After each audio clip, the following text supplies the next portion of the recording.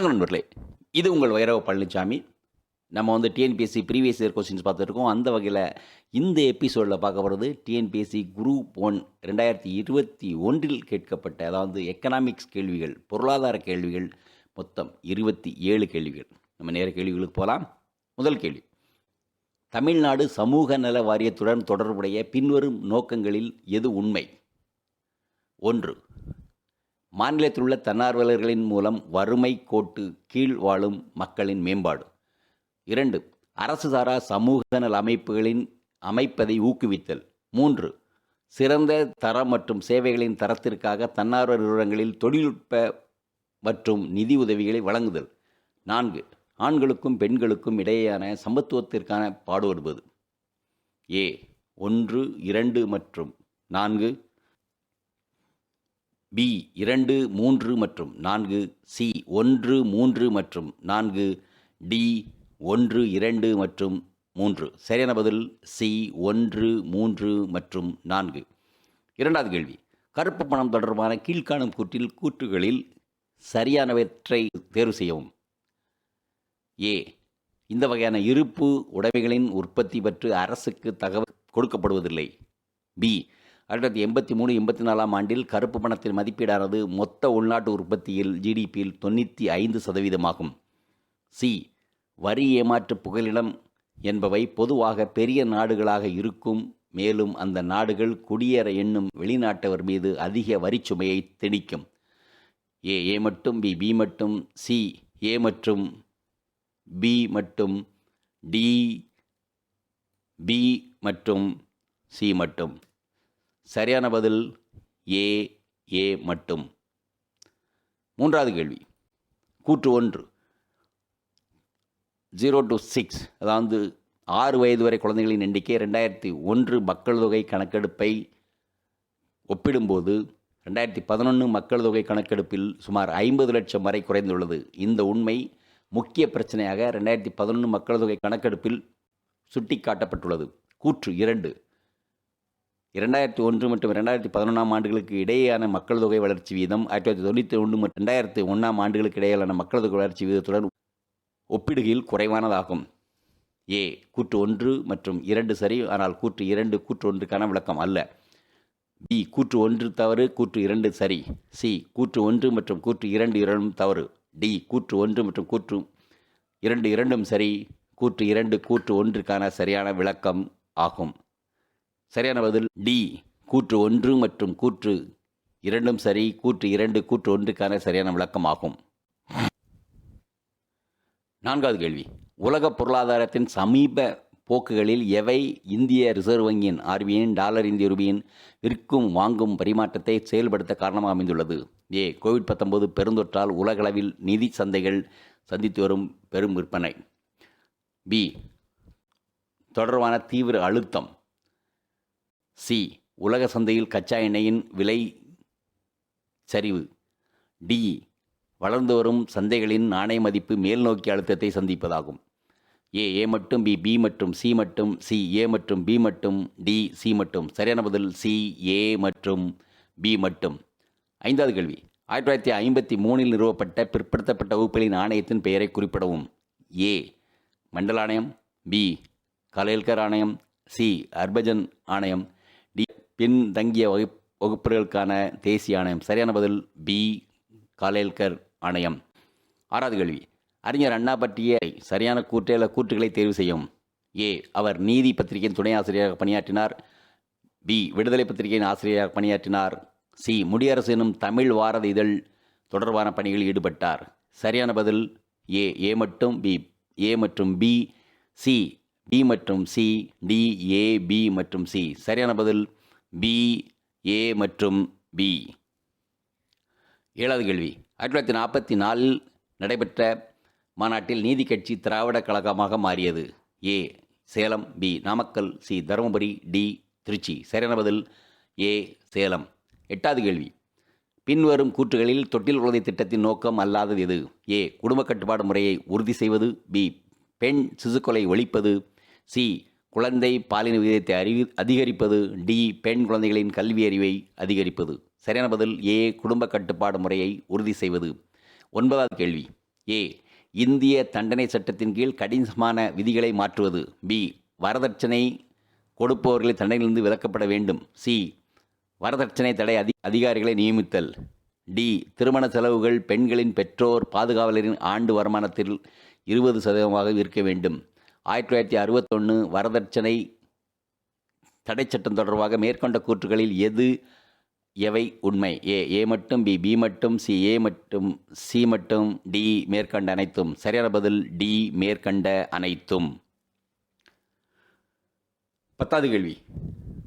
மொத்த உள்நாட்டு உற்பத்தி ஜிடிபி தொடர்பான சரியான கூற்றுகளை தேர்வு செய்யவும். ஏ. அது ஒரு குறிப்பிட்ட காலவரைக்கு உரித்தானது அல்ல. பி. அது பொருட்கள் தொடர்பாக ஓர் அளவீடே ஆகும். சேவை தொடர்பானது அல்ல. சி. அது பணம் சாராத அளவீடாகும். ஏ சரி, பி மற்றும் சி தவறு. பி மற்றும் சி சரி, ஏ தவறு. சி. ஏ பி சி தவறு. டி. பி சரி, ஏ மற்றும் சி தவறு. சரியான பதில் சி. ஏ பி சி தவறு. 11வது கேள்வி. தமிழ்நாட்டில் எந்த மாவட்டம் மனிதவள மேம்பாட்டு அட்டவணையில் கடைசி இடத்தில் வகிக்கிறது? A. Villupuram, B. Theni, C. Perambalur, D. Ariyalur. சரியான பதில் டி. அரியலூர். 12வது கேள்வி. குழந்தை மேம்பாட்டு குறியீடு பின்வரும் காரணிகளை கணக்கில் எடுத்துக்கொள்கிறது. ஏ. கல்வி, பி. வருமானம், சி. சுகாதாரம், டி. ஊட்டச்சத்து நிலை. சரியான சேர்க்கையை தேர்வு செய்யவும். ஏ பி மற்றும் சி, பி ஏ சி மற்றும் டி, சி ஏ பி மற்றும் டி, டி பி சி மற்றும் டி. சரியான பதில் பி ஏ சி மற்றும் டி. 13வது கேள்வி. இந்தியாவின் ரயில்வே மண்டலங்களின் மொத்த எண்ணிக்கை. ஏ. 14 மண்டலங்கள், பி. 16 மண்டலங்கள், சி. 15 மண்டலங்கள், டி. 17 மண்டலங்கள். சரியான பதில் டி. 17 மண்டலங்கள். 14வது கேள்வி. கீழ்கண்ட கூற்றுகளை கருதவும். 1. 1980ஆம் ஆண்டுகளில் இந்திய குடும்ப கட்டுப்பாடு திட்டத்தை அறிமுகப்படுத்தியது. 2. குடும்ப கட்டுப்பாடு திட்டமானது புதிய மார்க்சிய அணுகுமுறையின் அடிப்படையில் செய்யப்பட்டது. 3. தேசிய நெருக்கடி முடிவுக்கு வந்தவுடன் குடும்ப கட்டுப்பாடு கட்டாயமாக்கப்படவில்லை. 4. திட்டமிடல் மற்றும் செயல்படுத்துதல் மத்திய அரசால் மேற்கொள்ளப்பட்டது. சரியான விடையை தேர்ந்தெடுக்கவும். ஏ. 2 மற்றும் 3 மட்டும் சரி, பி. 1 மற்றும் 3 மட்டும் சரி, சி. 2 மற்றும் 4 மட்டும் சரி, டி. 1 மற்றும் 4 மட்டும் சரி. சரியான பதில் பி. 1 மற்றும் 3 மட்டும் சரி. 15வது கேள்வி. நிலைநிறுத்தும் அபிவிருத்தி எனும் வார்த்தையை துல்லியமாக குறிப்பது. ஏ. இயற்கை சொத்துக்களை முடிவரக்கூடியது, பி. இயற்கை சொத்துக்கள் முடிவராதது, சி. இயற்கை சொத்துக்கள் வளங்கள் அல்ல, டி. தற்போதைய வளர்ச்சி மாதிரி இயற்கை ஸ்திரத்தன்மையை ஊக்குவிக்கிறது. சரியான பதில் ஏ. இயற்கை சொத்துக்கள் முடிவரக்கூடியவை. 16வது கேள்வி. நிதி ஆயோக்கின் பணிகள் கீழே கொடுக்கப்பட்டுள்ளன. இதில் எது தவறாக கொடுக்கப்பட்டுள்ளது? 1. கூட்டுறவு கூட்டாட்சி வளர்த்தல். 2. 5 ஆண்டு திட்டங்களுக்கு இறுதி ஒப்புதல் அளித்தல். 3. ஊரக வளர்ச்சிக்கான திட்டங்களை அமுல்படுத்துதல். 4. மத்திய மற்றும் மாநில அரசுகளின் வரி வசூல் தொடர்பாக அறிவுரை வழங்குதல். ஏ. 1 மற்றும் 2, பி. 1, 2 மற்றும் 3, சி. 2 மற்றும் 4, டி. 4 மட்டும். சரியான பதில் சி. 2 மற்றும் 4. 17வது கேள்வி. நிதி ஆயோக்கின் குறைந்தபட்ச ஆதரவு விலை எம்எஸ்பி தொடர்பான மதிப்பீடு அறிக்கையின்படி கீழ்காணும் எந்த கூற்றுகள் சரியானவை ஆகும்? ஏ. குறைந்தபட்ச ஆதரவு விலை விதைப்பு காலத்திற்கு முன்பே அறிவிக்கப்படும். பி. குறைந்தபட்ச ஆதரவு விலை நோக்கம் விவசாயிகளுக்கு விலை உத்தரவாதம் அளிப்பதாகும். சி. உலகமயமாக்கலினால் ஏற்பட்ட தங்கு தடையற்ற வர்த்தகத்தின் விளைவாக விவசாய பொருட்களின் விலையில் ஏற்படும் தேவையற்ற ஏற்ற இறக்கங்களிலிருந்து விவசாயிகளை காப்பது முக்கியமல்ல. ஏ சி மட்டும், பி ஏ பி மட்டும், சி பி மட்டும், டி சி மட்டும். சரியான பதில் பி ஏ பி மட்டும். 18வது கேள்வி. நோபல் பரிசு பெற்ற பொருளாதார அறிஞர் அபிஜித் பானர்ஜியின் கூற்றுப்படி கோவிட் பெருந்தொற்றால் பொருளாதார நெருக்கடி ஏற்பட்டுள்ளது. இந்த நெருக்கடியால் ஏற்பட்ட பொருளாதார வலியை குறுகிய கால அடிப்படையில் கடப்பதற்கான தீர்வாக அவர் கூறுவது. ஏ. பெரு நிறுவனங்களின் கையில் அதிக பணம் கொண்டு சேர்ப்பது. பி. பெரு நிறுவனங்களில் வரி ஏய்ப்பை செய்வது. சி. ஏழை எளிய மக்களின் கையில் அதிக பணம் கொண்டு சேர்ப்பது. டி. ஏழை எளிய மக்களின் வரி குறைப்பு செய்வது. சரியான பதில் சி. ஏழை எளிய மக்களின் கைகளில் அதிக பணம் கொண்டு சேர்ப்பது. 19வது கேள்வி. இந்திய பொருளாதாரத்தை பொறுத்தவரை கோவிட் பெருந்தொற்றால் இந்த நிதியாண்டின் முதல் கால் பகுதியில் ஏப்ரல் ஜூன் பொருளாதார நடவடிக்கைகளில் முன்பு எப்போதும் இல்லாத பெரும் முடக்கம் ஏற்பட்டது. கீழ்காணும் கூற்றுகளில் எவை இந்த உண்மையை பிரதிபலிக்கின்றன? ஏ. கட்டுமான பணிகளில் சுமார் 50.2 சுருக்கம். பி. உற்பத்தி துறையில் சுமார் 39.8 சுருக்கம் %. சி. வேளாண்மை, உளவியல் மற்றும் மீன்வள உற்பத்தியில் சுமார் 10% சுருக்கம். டி. வர்த்தகம், தங்கும் விடுதி, உணவகம் மற்றும் போக்குவரத்து துறைகளில் சுமார் 6% சுருக்கம். சரியான பதில் ஏ. ஏ மற்றும் பி மட்டும். சி. ஏ மற்றும் சி மட்டும். சி. பி மற்றும் சி மட்டும். டி. பி மற்றும் டி மட்டும். சரியான பதில் ஏ. ஏ மற்றும் பி மட்டும். 20வது கேள்வி. இந்தியாவில் சமீப காலங்களில் நடைபெறும் வங்கி இணைப்பு தொடர்பான கூற்றுகளில் சரியானதை தேர்வு செய்யவும். ஏ. பெரிய வங்கிகளின் சந்தையிலிருந்து அதிகமாக கடன் வாங்கும் திறன் கொண்டவையாக இருக்கும் என்பதால். பி. பொருளாதாரம் மீட்டெடுக்கப்படும் வங்கி இணைப்பால். சி. வங்கித்துறையின் செயல்திறனை உயர்த்தும். ஏ. ஏ மட்டும். பி. பி மட்டும். சி. ஏ மற்றும் பி. டி. ஏயும் இல்லை, பியும் இல்லை. சரியான பதில் பி. பி மட்டும். 21வது கேள்வி. சமையல் எண்ணெய் உற்பத்தியில் ஏன் இந்தியா தற்சார்பு அடையவில்லை? 1. கூடுதலான சாகுபடி செலவு. 2. குறைந்த உற்பத்தி திறன். 3. அரசு ஆதரவு விலை. 4. போதிய உள்நாட்டு தேவையின்மை. ஏ. 2 மட்டும். பி. 1 மற்றும் 3. சி. 1, 2 மற்றும் 3 மட்டும். டி. 1 மட்டும். சரியான பதில் ஏ. 2 மட்டும். 22வது கேள்வி. பின்வரும் கூற்றை கவனி. நிதிக் கொள்கையின் நோக்கங்களானவை. 1. மூலதன உருவாக்கம். 2. சமமான பகிர்வு. 3. வேலைவாய்ப்பின்மை. 4. சம வட்டார வளர்ச்சி. இவற்றுள் எவை சரியான கூற்று? ஏ. 2, 3 மற்றும் 4. பி. 1, 2 மற்றும் 4. சி. 1, 3 மற்றும் 4. டி. 1, 2 மற்றும் 3. சரியான பதில் பி. 1, 2 மற்றும் 4. 23வது கேள்வி. பின்வரும் கூற்றை கவனி. நுகர்வு சார்பை தூண்டுகின்ற அகவே ஆவன காரணிகளாவனை. 1.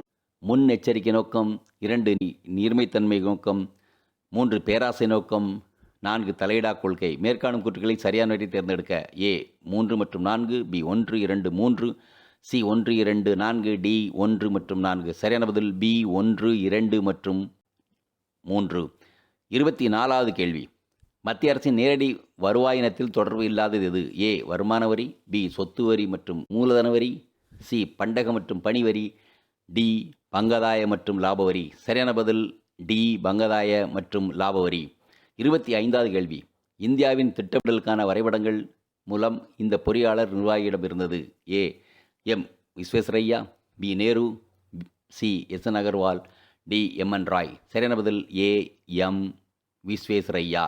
26வது கேள்வி. கீழ்காணப்படும் வாக்கியங்களில் எது அல்லது எவை தவறானது? ஏ. மத்திய மாநில உறவுகளை ஆய்வு செய்ய 1969ஆம் ஆண்டு தமிழ்நாடு அரசு ராஜமன்னார் கமிட்டி ஒன்றை 2 உறுப்பினர்களை கொண்டு குழு அமைத்தது. பி. அது அகில இந்திய சேவைகளை ஒழிக்க வேண்டும் என்று பரிந்துரைத்தது. சி.